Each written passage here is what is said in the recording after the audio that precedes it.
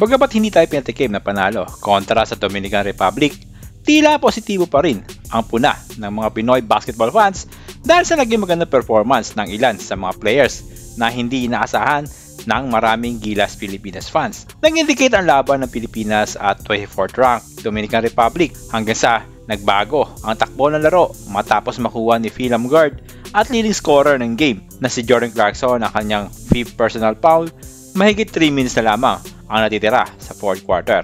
Sinubukan ng Gilas Pilipinas na kunin ang panalo kontra sa 24th rank Dominican Republic kahit na ilang araw lamang nagsama-sama ang 12 players at walang practice game kumpara sa preparado at matagal nang magkakasama na Dominican Republic. Hindi naman nabigo ang sold-out crowd sa isang diktikal laban sa pagitan ng dalawang nagbanggaang teams. Bagamat matatalo tayo, may mga ilang players ang nagpamalas ng kanilang mga galing kontra sa Dominican Republic.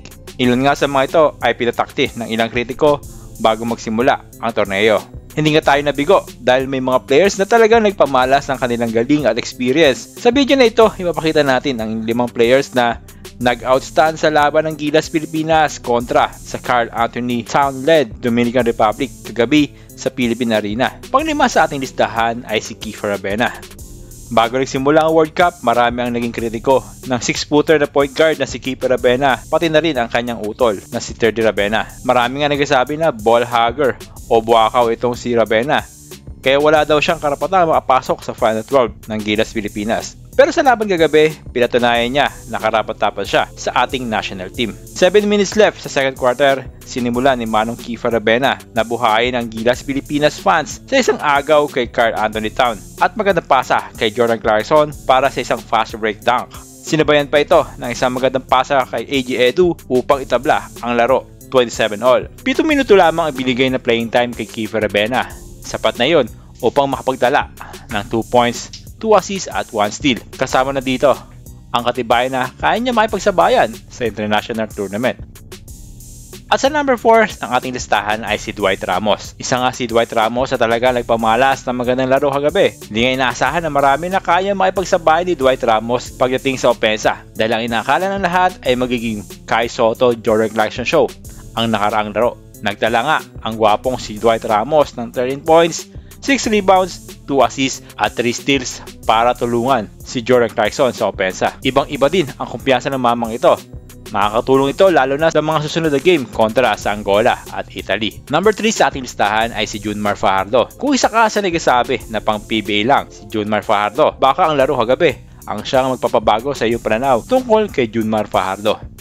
Tulad ni Kiefer Ravena, ipinakita ni Junmar na hindi lang pang PBA ang kanyang galing. Tumulong nga ito kay Clarkson pagdating sa opensa na may 16 points kasama pa ang 7 rebounds at 1 block. Bukod sa kanyang magandang stats, ipinatikin din ito sa mga Dominican kung bakit siya ang 6-time PBA MVP. May isang play na nagulangan niya si Carl Anthony Town matapos makakuha ng foul sa NBA superstar. Dahil nga dyan, marami ang nagtatanong kung bakit hindi subukan ni Junmar Fajardo ang NBA. Matagal na nga siyang sinasabihan na subukan ang kanyang kapalaran sa NBA.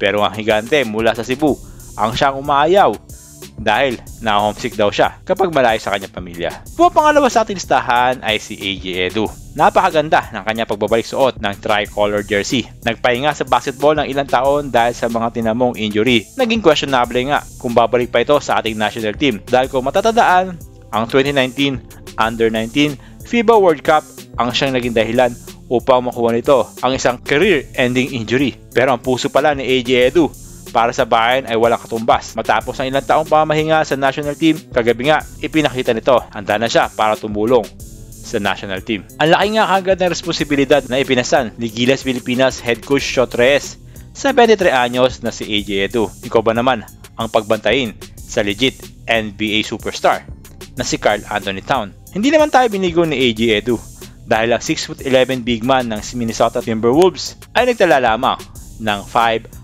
out of 16 field goals sa buong laro. Maging si Carl Anthony Town ay napahanga ni AJ Edu. Sinabi nga nito na fantastic player itong si Edu. Pangarap ni AJ Edu na makapaglaro sa NBA. Posible kayo maging daan ang World Cup upang makapasok siya sa NBA? Abangan natin yan. At syempre, ang number 1 natin ay ang Utah Jazz guard na si Jordan Clarkson. Angat na angat ang kanyang skills and experience kumpara sa ibang mga players. Hindi nga tayo binigo ni Clarkson pagdating sa opensa matapos itong magdala ng 28 points kasama pa ang 7 rebounds, 7 assists at 2 steals upang pangunahan ang Gilas Pilipinas pagdating sa opensa kontra sa Dominican Republic. Sayang lang talaga dahil graduate ito sa laro. Mag-iiba sana ang kwento ng laro kung hindi siya na-fouled out. Dilibdib nga ito ni Clarkson dahil sayang ang kanyang pinagpaguran. 34 minutes of banging your body against more bigger and more heavier opponents are very exhausted.